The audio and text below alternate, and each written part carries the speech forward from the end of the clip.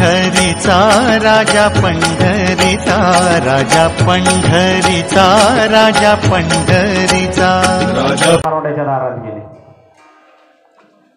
मारोड्याला विचारलं, मला थोडी पैशाची गरज आहे, मला 50 रुपये 50 रुपये द्या, माझ्या मुलाची मुंज आहे. तर मारवाडी म्हणजे त्याचं नावच असतं चिकाट, कपड जोडले काय माहिती, पण ते असंच. मारवाडी म्हणलं खुदन मुंजीसाठी 50 रुपये मागता, 50 रुपये का फुकट येतात का? नको ते बोलला, पण शेवटी जाता जाता ब्राह्मण दारात आलं म्हणून 5 रुपये ठेवलं आणि ते असणारे काका पुढे गेले. काका पुढे गेल्यानंतर एका न्यायाधीशाचं घर लागलं. न्यायाधीशाच्या घराजवळ गेलं, तिथं बोर्ड होता कुत्र्यापासून. मग आज कुत्री राहत्यात का माणसं राहतात हीच कळत नाही. बोर्ड होता कुत्र्यापासून, काकानी लांबूनच हाका, न्यायाधीश महाराज. न्यायाधीश आले, काकांना आत घेऊन गेले. अगदी यथायोग्य असं त्यांचं पूजन केलं, त्यांना वस्त्रदान केलं आणि विचारलं काय काम काढलं. काकांनी सांगितलं मुंजीचं कार्यक्रम आहे आणि मला एक 50 रुपयाची आवश्यकता आहे. 200 रुपये लागतात, पण तुमच्याकडून 50ची अपेक्षा आहे, बाकीचं मी पाहतो. न्यायाधीश महाराजांनी मागचा पुढचा विचार केला, 50 रुपये काढले आणि 50 रुपये काकांकडे दिले आणि म्हणले अजून तुम्हाला किती लागतात? 150 लागतात. चला म्हणले मी बरोबर येतो आणि तुम्हाला 150 रुपयाची व्यवस्था. ते न्यायाधीश महाराज आणि ब्राह्मण काका संगत एका गाडीत. बरं गाडी गेली तर गेली. आता न्यायाधीश महाराजांनी नेमकं पहिलं गिऱ्हाईक कोण गाठलं? ते मारवाड्याच्या दारात गेली. मारवाड्याच्या दारात गेली. बाकी न्यायाधीशांनी काहीच केलं नाही, फक्त हरणा वाजवला. मारवाडी पळत बाहेर आला दुकानातून. म्हणजे बोला न्यायाधीश महाराज काय काय ना म्हणले, आमचे काका आहेत, काकांना पैशाची गरज आहे आणि 50 रुपये आणा आणि पटकन द्या. मारवाडी पळत पळत गेलं, 50 रुपये आणलं काकाला द्यायला लागलं. म्हणले तसं देऊ नका.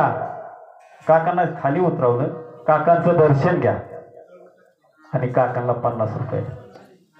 मारवाड्यांनी काकाचं दर्शन घेतलं, 50 रुपये दिले. इथपर्यंत ठीक झाला. ती दोघं पुढं गाडी घेऊन गेल्यानंतर त्यांचं जे कामगार होतं का, कामगार तीही बघत होते. सुरुवातीला ती काका आलता, पैसे न्यायलाच आलता ना. मारवाडी नको नको ती बोललो होत काकाला. पण ते सगळे गेल्यानंतर त्या असणाऱ्या कामगारांनी विचारलं, शेठजी मागाशी त्यावेळेस काका आलते, त्यावेळेस तुम्ही त्यांची अवहेलना केली आणि आता तेच काका आले, पाया पडून 50 रुपये दिले. म्हणले बेटा, ज्या अर्थी आमचा न्यायाधीश याला घेऊन फिरतोय त्या अर्थी याची किंमत काहीतरी वरिष्ठ असली पाहिजे. तसा न्यायाधीश फिरणार, आपला दृष्टांत संपला. ज्या अर्थी स्वर्गातले देव या जन्माची इच्छा करतात, व्यक्त करतात की हे लोकीचा हा देह, म्हणजे यात काहीतरी देव आपले वरिष्ठ आहेत का कनिष्ठ आहेत? देव जर अपेक्षा व्यक्त करतात तर याच्यात काहीतरी सामर्थ्य असल्याशिवाय देव व्यक्त करणार नाही. विठाला विठाला. आता प्रश्न होतो इथं निर्माण होतो, कोणते देव नेमच्या अपेक्षा व्यक्त करतात? आता देवाचे लय प्रकार सांगण्यात वेळ घालवीत नाही तर मग हिथच एक वाजत विठाला विठाला. आधी टाकू जे ग्रामदेव ते वास्तुदेव होता, ते एक देवता आहेत आपल्याकडे. दुसरं देव नैमित्तिक तयार केलं. जागरण गोंधळ असं की एक दगड घ्यायचा, त्याच्यावर पाणी टाकलं की भांडारा व्हायला की गेला खंडोबाला तिकडं. ही नैमित्तिक देव. गणेश, महालक्ष्मी जे देवी आहेत ते आपले देव. मग हे देव अपेक्षा व्यक्त करतात का? हे देव अपेक्षा व्यक्त करीत नाही. कोणते देव? स्वर्गीचे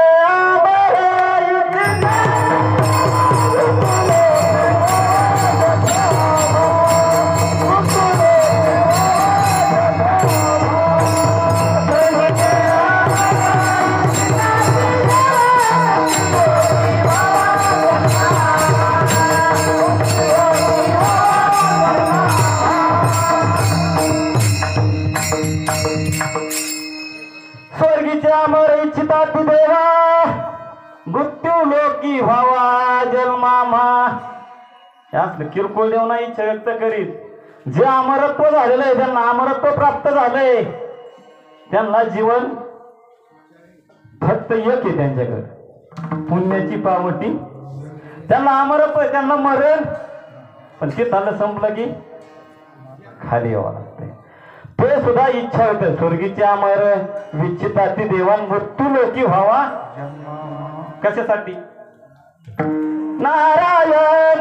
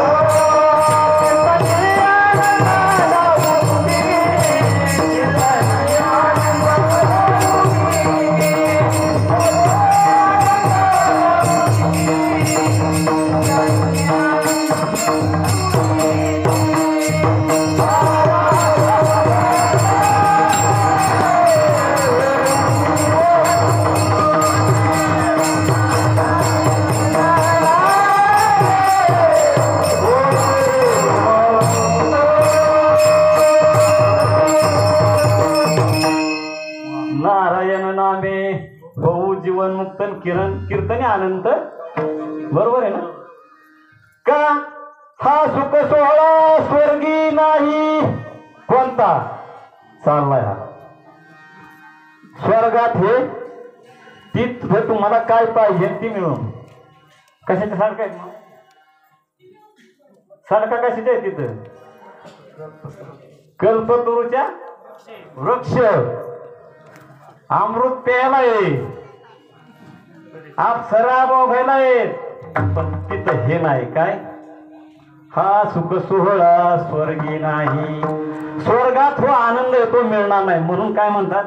इहलोकीचा हा देव इच्छिताती किंवा स्वर्गीचे अमर इच्छिताती देवा मृत्यू लोकी व्हावा जन्मा. ह्या जन्मात तुम्हाला मुक्तता मिळती, बाकी जन्मात मिळणार नाही. देव झाला तरी चालणार नाही. विठ्ठला विठ्ठला.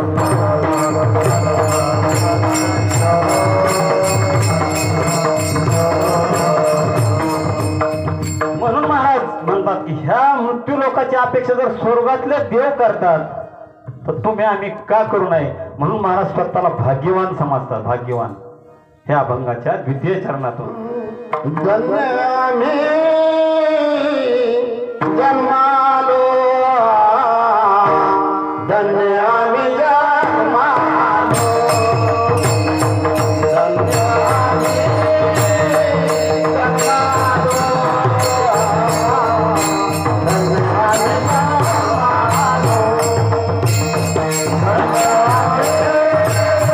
जन्मालो, धन्य आम्ही जन्मालो.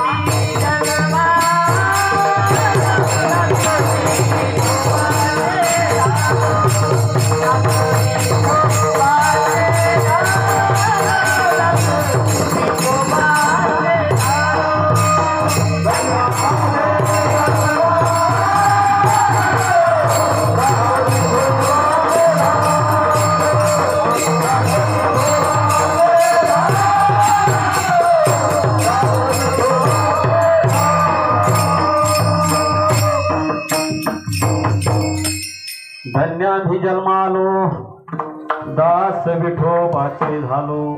महाराज म्हणतात धन्य आहे आम्ही दास झालो. पण महाराज या ठिकाणी तुम्ही दास होता. आता दास होणं चांगलं आहे का वाईट आहे? चांगलं आहे पण सेवकच ना शेवटी होय. आणि शास्त्र सांगतं 5 जण जिवंत असून मेल्यासारखे आहेत. महाराज शास्त्र सांगतं 5 जण जिवंत असून सुद्धा व्याधिता दारिद्र्यता प्रवासी नित्य सेवका आणि मूर्ख माणूस. मी नाही सांगत त्याचा उल्लेख आला. व्याधिता म्हणजे आजारी माणूस.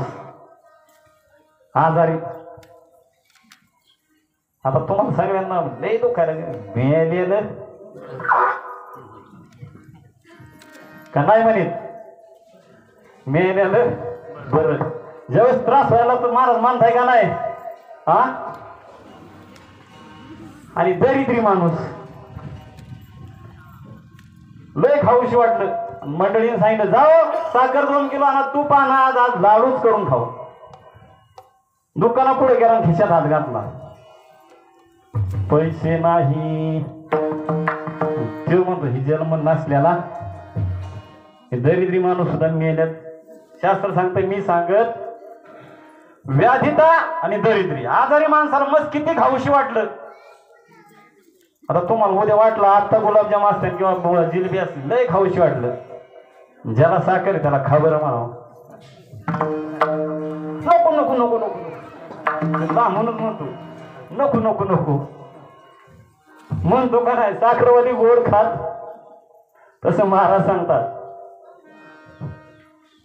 मिष्टान्न कुणाला आवडत नाही पण रोग्यासाठी ते विषासारखं आहे. मिष्टान्न ना आवडे कोणा पण रोग्या तो विषा. मिष्टान्न सगळ्यांना आवडतं पण रोग्याला ते विषासारखं वाटतं का नाही वाटत. त्यामुळे त्या दारिद्र्य माणूस आणि आजारी माणूस जिवंत असून मेल्यासारखा. चला 3रा वर्ग प्रवासी.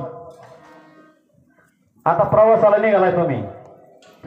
घरी येईपर्यंत तुमचा भरवासा का आहे का? कुणी असं स्टॅम्पवर लिहून दिलं की मी आता प्रवासाला निघालेलो आहे परत सुखरूप घरी येणार आहे का? आहे का कोणाला? बरं क्या भरोसा है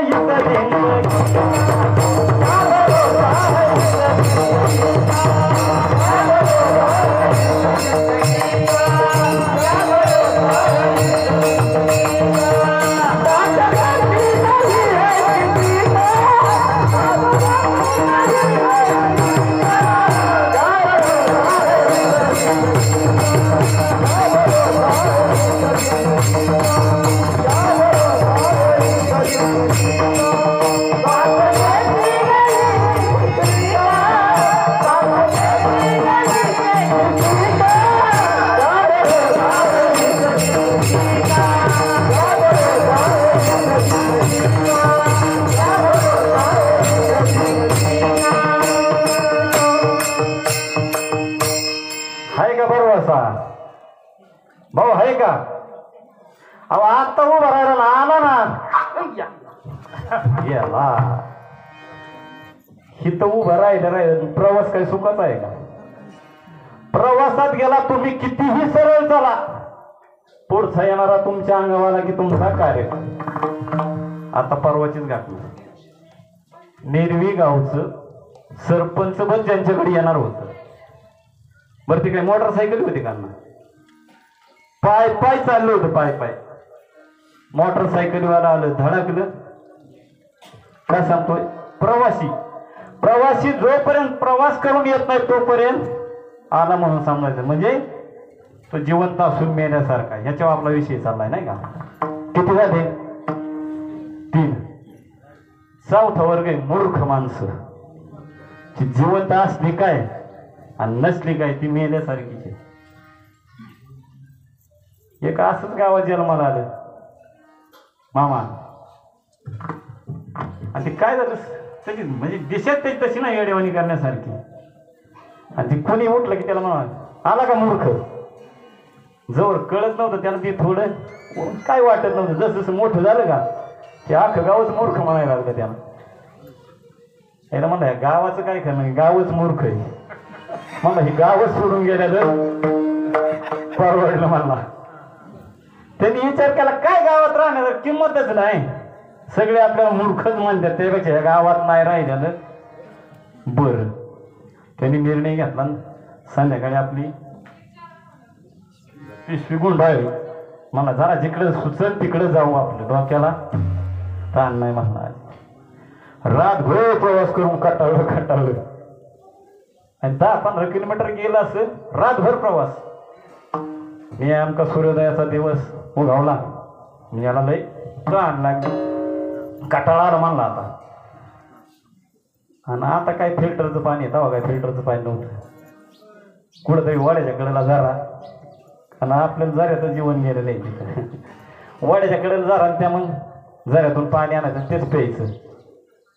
आणि ही कटाळलेलं होतं. नेमकं सूर्योदय झाला आणि त्याला तो झरा नजर पडला त्या ठिकाणी. म्हणलं आता पाणी तर तेव्हा उठलं, दमलेलं होतं. पाणी पिलं घाटा बरं. आता पाणी पिल्यावर तुटाक हो ना महाराज. पाणी पिलं की तुटाक नाही झालं. झऱ्याच्या कडेला बसलं, पायी पाण्यात सोडून बसलं. बरं पाण्यात पाय सोडून तरी गप बसावा ना, दोन्ही पाय हलवीत बस. आता सकाळचा वेळ पहिला माता भगिनी पाणी आणत होत्या पहिल्या, आताच नाही सांगत. माता भगिनी पाणी आणत होत्या. सकाळच्या पारी नेमकी त्यांची लगबग सुरू झाली त्या झऱ्यावरून पाणी आणण्यासाठी. आणि काय असणार त्या महिला वर्ग त्या ठिकाणी झऱ्याकडे पाण्यासाठी गेल्या. पण म्हणजे हा नवीनच माणूस कोणतरी बसलोय. बरं म्हणजे बसला तर बसला, नीट नाही ना बसला. म्हणजे पाण्यात पाय टाकले तर तंगडी हलवीत बसलाय. त्यांची कुजबूज सुरू झाली. काय काय मूर्ख माणूस आहे. तिथून उठला, त्या माता भगिनींच्या पाया पडला. म्हणलं मावशी माझं काय म्हणलं, फक्त मला सांगा की माझं नाव मूर्ख आहे, तुम्हाला कोणी सांगितलं.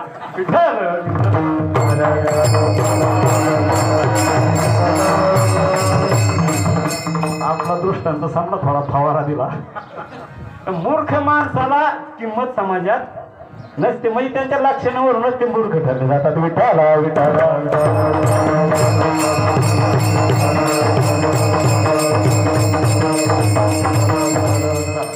कुठपर्यंत आलं? चौथा झाला का पाचवा? गेलेली सांगतोय मी. चौथा झाला, आता पाचवा. नित्य सेवका. सेवा करणारा सुद्धा जिवंत असून आहे का ना, शास्त्र सांग.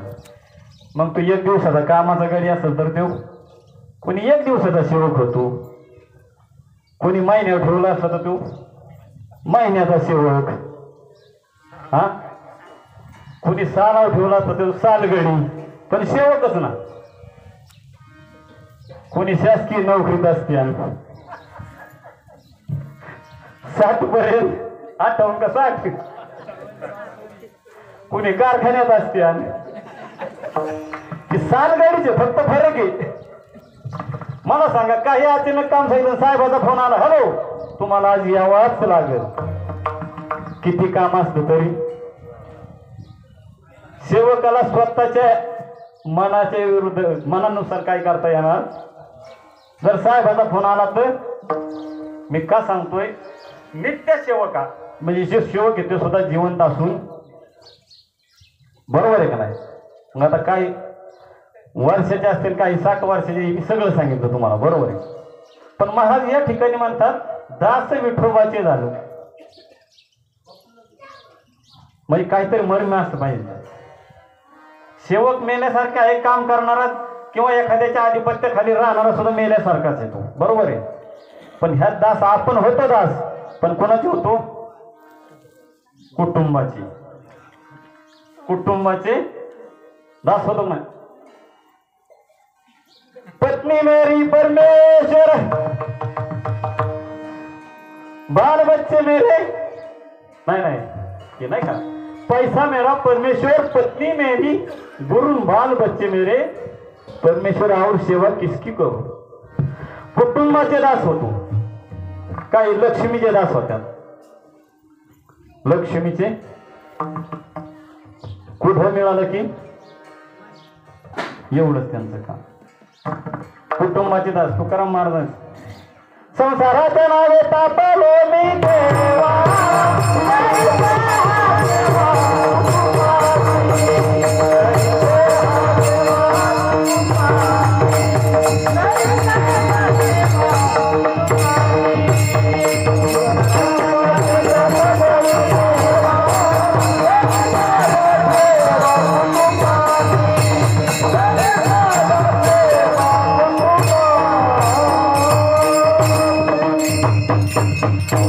तुकाराम महाराज. संसाराच्या नावे तापलो मी देवा, करीतो ही सेवा कुटुंबाची.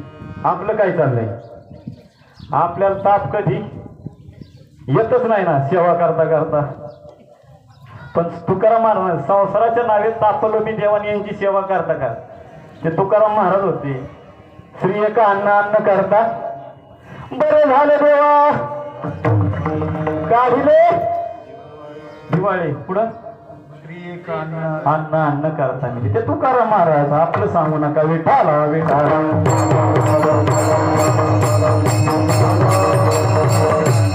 आपलं कुठं आले दास्यत्व. काही लक्ष्मीचे दास आहे, काही कुटुंबाचे दास, काही जनाचे दास आहेत. जनसेवेचं व्रत घेतलेलं. आता 5 वर्ष दासच आहेत तुम्ही. जे आल्यात निवडून ते का नाही? 5 वर्ष दास आहेत का नाही समाजाचे? ज्यांना लोकांनी निवडून दिले ते 5 वर्षासाठी. काही देशसेवेचे दास असतात. काही देशासाठी ज्यांनी संरक्षणासाठी ते शिव देशाचे दास आहेत. पण या ठिकाणी महाराज म्हणतात आम्ही ज्याचं दास झालोय ना, हे कुटुंबाचा दास झालं तर तुम्हाला ते दास्यत्वच करावं लागतं.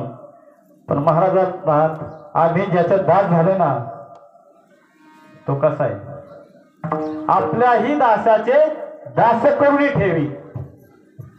त्याचं जर दास्यत्व पत्करलं की आपल्या पुढची पदवी त्याला दिल्याशिवाय राहणार नाही. राहील. ऐका यशस्वी अवतार्य, ज्ञान वैराग्य ऐश्वर्य हे साई गुणवरे वसती जेथे तया नाम भगवंतू. माझ्या भगवंताकडे 6 गुण आहेत. दास झाल्यावर काय करतो ते सांगतो मी. एखाद 2 उदाहरण देतो ना आपण पुढे सांग. 6 गुण आहेत. पण त्याचं जर दास झालं, त्याचं जर दास्यत्व केलं तर काय होतं? म्हणून देखील राम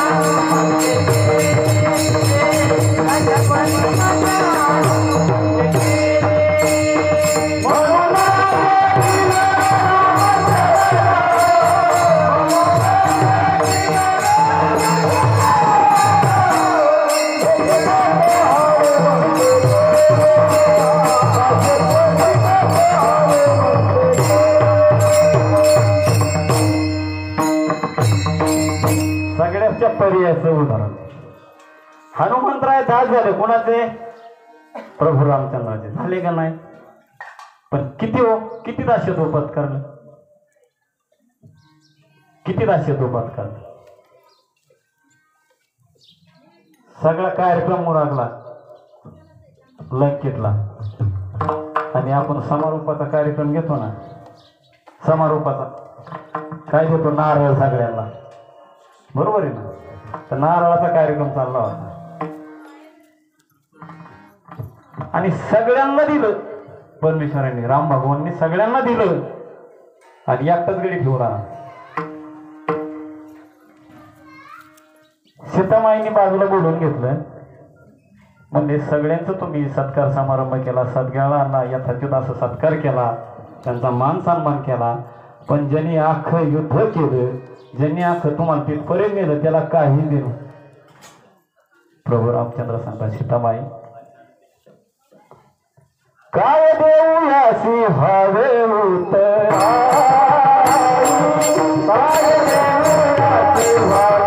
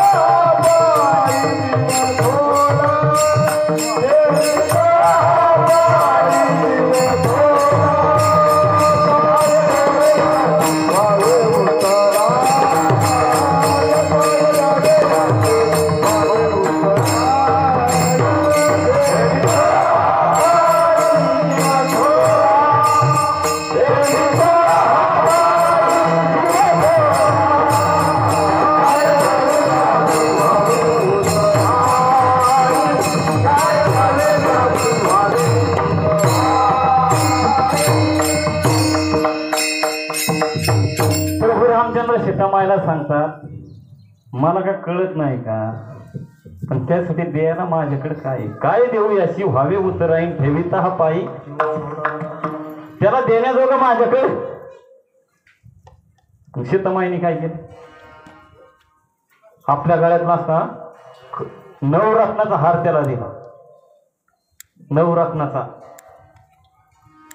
त्यात तुम्ही काय पाहिलं, त्यांनी मनी फोडून बघत होत का, दास्यत्व सांगतोय मी. विठ्ठल जळी स्थळी भरला रिता ठाय, त्याच्यात काय बघत होता प्रभू रामचंद्र, याच्यात नाही म्हणजे माझ्या वस्तू कामाची मी दास्यत्वावर बोलतोय. पण माझ्या हनुमंतरायाने दास्यत्व केलं, त्याचा परिणाम काय झाला. येसे थोरविला मारुती अवतार देऊने बिभीषणा,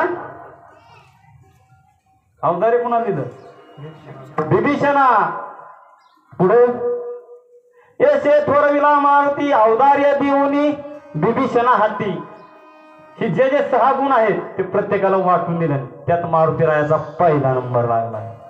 यश हा जो गुण आहे ना, तो मारुतीला भगवंताने दिलेला आहे. त्याचा परिणाम काय झाला, परिणाम ज्यावेळेस पुढच्या कृष्ण अवतारात नाही का, कृष्ण अवतारात काय केलं, ध्वजावर बसले ध्वजावर बसले मारुती, ध्वजावर बसले ध्वजावर बसले मारुती. अर्जुना मंगले रती, अर्जुना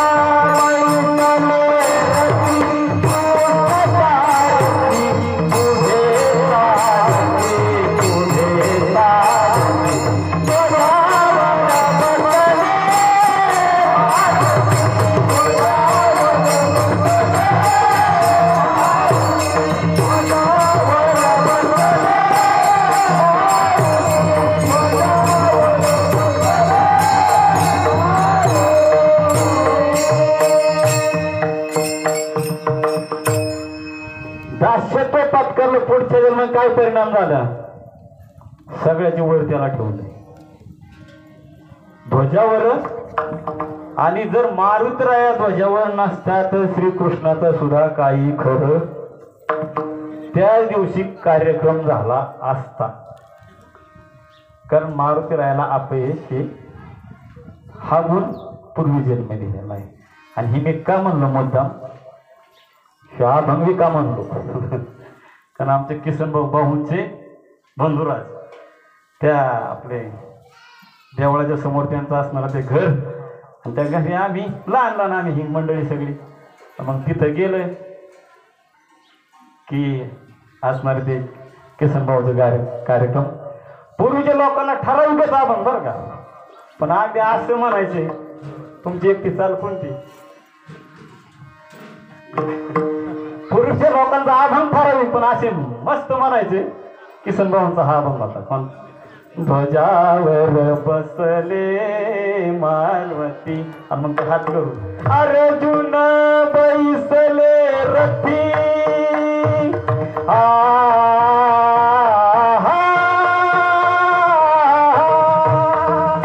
अर्जुन बैसले रथी पुढे सारथी पुढे सारथी पुढे सारथी ध्वजावर बसले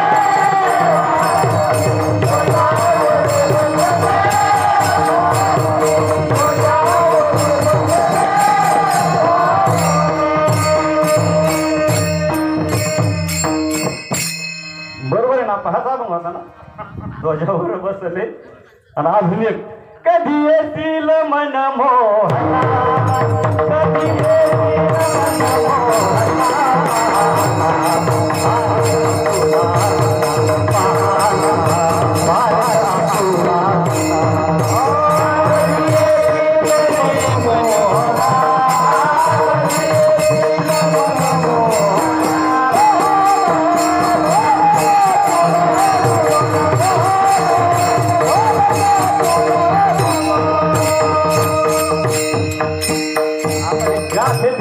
ते मला माहित नाही पण जी लोक म्हणायचे ना तुकडोजी महाराजांचा पण अशी तुम्हाला ती चाल देण्यात आणून दिली नाही का. कधी येतील मन मोहना पाहना भारत आपुला जुना. ही जुन्या मंडळीचं मी का सांगतो त्यांचे ठरवे बाहून तास वासण्याच्या संगे नको जाऊ म्हणा ठराविक चाली पण अशा गुहूनच म्हणणार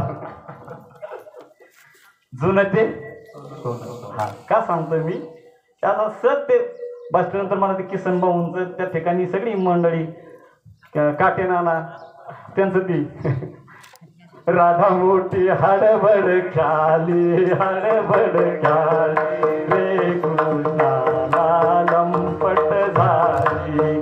आणि मग ती म्हणायची पहिल्याने चेंडू उडविला जाऊन बैसला कळंब फांदीला फांदी कडाली रे कृष्णाला लंपट झाली. का सांगतो ही जुन्या मंडळी ठराविक चाली पण अगदी आता एक यायला लागलं की दुसऱ्यात लगेच टंगलं का. आपला विनोदाचा भाग सोडून द्या विठ्ठला विठ्ठला.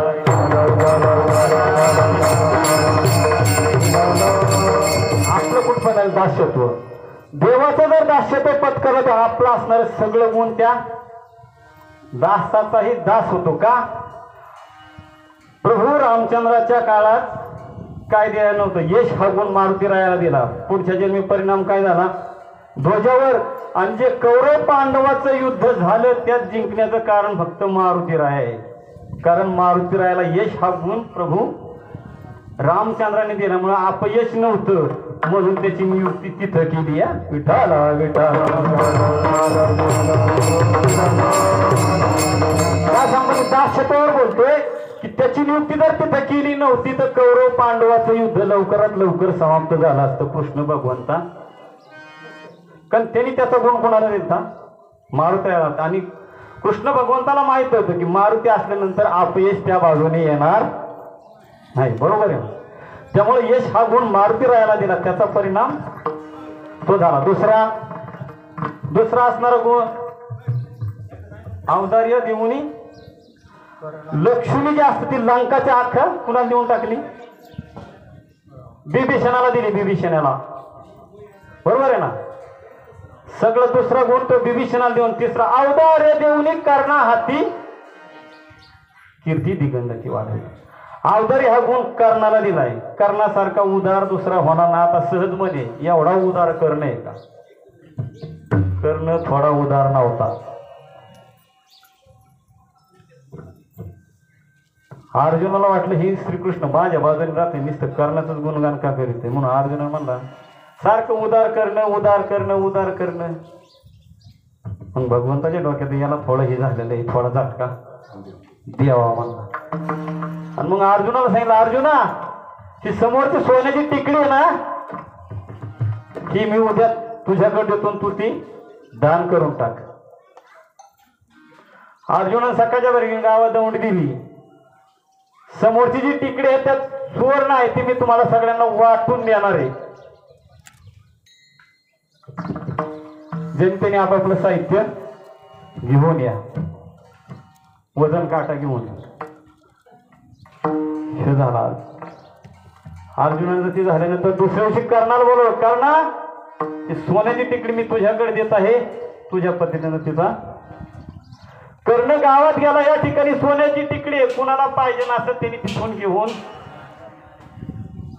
का सांगतो मी, आवदारी अर्जुनाचा थोडं का व्हायला म्हणतात. कर्णाने त्या ठिकून निघून गेला मला ही टिकडीन अवधार्य करणारा दिलेले. 6ची 6 गुण ज्याला त्याला देऊन टाकलं चतुरानाला,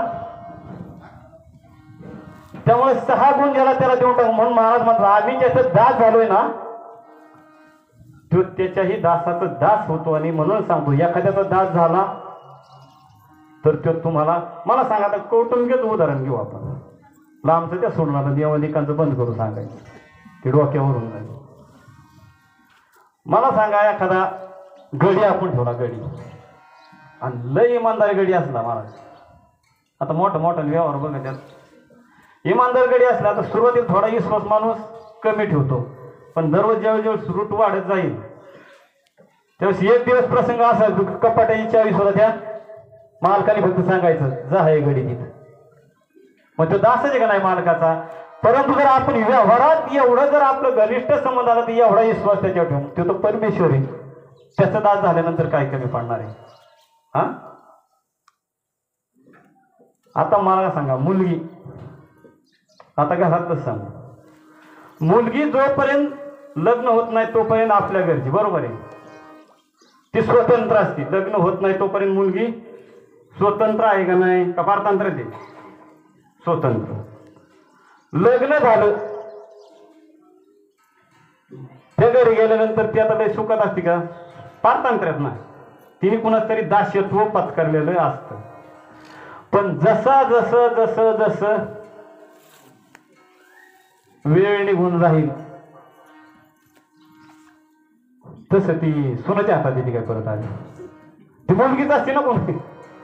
जसं जसं वय जाईल जसं जसं त्या घरात संबंध येतील त्या दिवशी तिच्या घराची चावी सुद्धा त्या सुनकडे जाईल. सासूबाई म्हणते ती सुनबाई तू का सांगतो, जर एखाद्याचं दास्यत्व पत्करलं चांगल्या प्रकारे पडत त्याचा फायदा नक्की झाल्याशिवाय. म्हणून महाराज म्हणतात आम्ही ज्याचा दास झालोय ना तो आम्हाला काही कमी केल्याशिवाय राहणार. दास भेटो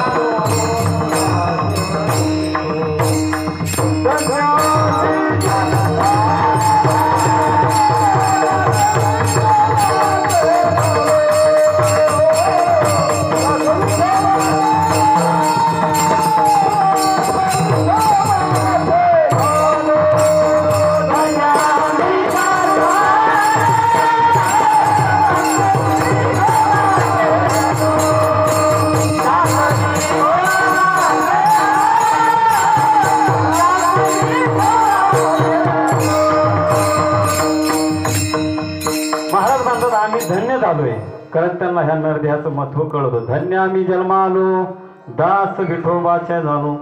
कारण का तर महाराजांना संत महात्म्यांना माहीत केले होय आहे याच जन्मी अवघे विठोबाच्या, केले होय याच जन्मी अवघे विठोबाच्या.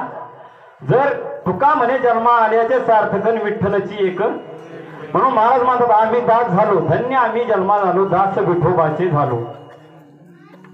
महाराज म्हणतात त्याचा परिणाम काय झाला, जे आम्हाला आयुष्य लाभलं त्या आयुष्यात आम्ही काय केलं त्या अभंगाच्या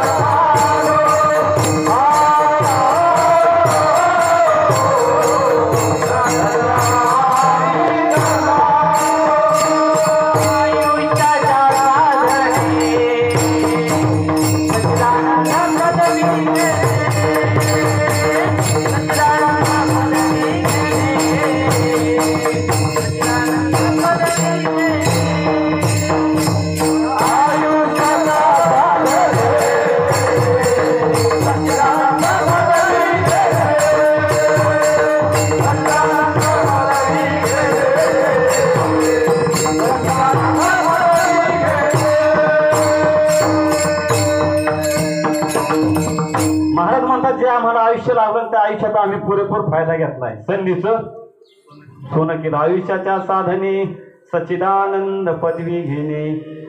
पदवी देवाची आहे बघा. सत अधिक आनंद. सच्चिदानंद ही देवाची पदवी. आणि जे आम्हाला आयुष्य काळ सार्थकी केला तेने धरिला मनी. जनी विठ्ठल मना धरला त्यांनी काळ सार्थकी. म्हणून महाराज म्हणतात आयुष्याच्या साधने सच्चिदानंद पदवी घेणे. आता पुढं अनेक बोलण्यासारखे पण आपलं वेळेचं बंधन आहे. ढोपार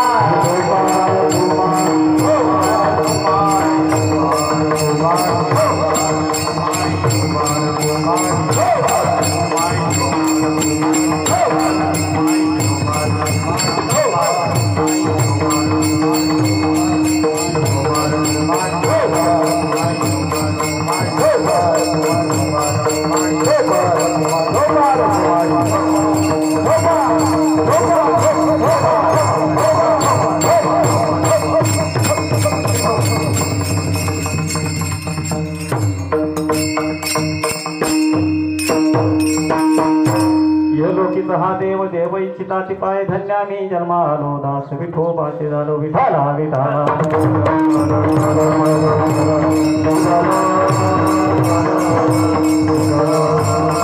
महाराज शेवटच्या त्यांना सांगा तुका म्हणे पावटलीन करू स्वर्गाचे.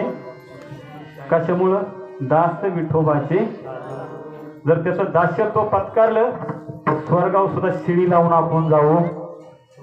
स्वर्गाव शिडी लावून जाऊ. तुका मला जे आयुष्य मिळालंय ना त्यात 1-2 मिनिटं आपण घेऊ आणि जे आयुष्य मिळालं ते आपण सार्थ केला. थोडं 2 मिनिटं चिंतन फक्त मांडतो. पहिले काय पैठणी साड्या होत्या. पैठणी साड्या